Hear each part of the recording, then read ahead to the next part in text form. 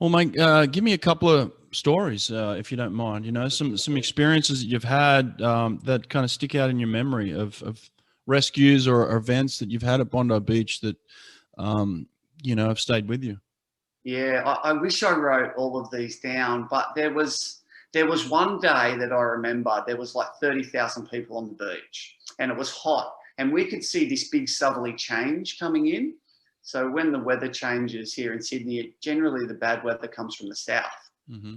And it's like the rest of the beach is unaware. When you're a lifeguard, you're really aware of these things, the weather, the surf, and we can just see it coming in. And we know we're going to get a nice, easy afternoon. And it's good because you've done a bit of work in the morning. And then if everyone leaves, you can just sort of sit back, tell some stories, have some food, and chill out.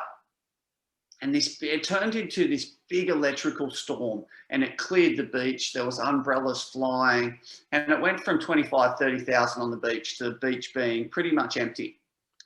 And this hectic electrical storm, thunder and lightning was going off, and these three guys were walking up the beach, and it's like, oh shit, and just boom, like one guy got struck by lightning pretty much 50 meters in front of me.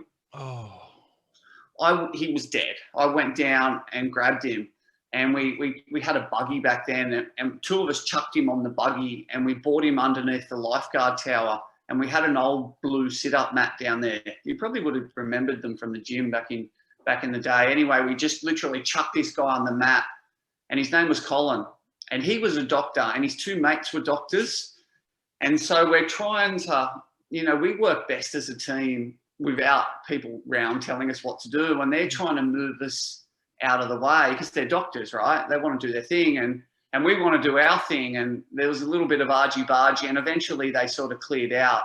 And once they realised we knew what we were doing, that they let us go for it. So we put the automatic defibrillator on there, which is those things that people see in hospital. They go boom. hmm. We've got automatic ones, and we had that on him, and we just sort of did CPR for about 15, 20 minutes. And it took quite a while to the ambulance come, but eventually we got this guy back. His mates going, come on, Colin, it gives me goosebumps to even talk about it. But, if you could bottle that feeling of bringing someone back to life, like it would be the best Wow. drug on earth. Wow, that's incredible. Now, did you get to meet him after the fact? Yeah, he come back in a wheelchair about 6 months later. He was still, his circuits were pretty much fried, but he was improving day by day, and he was going back to Ireland.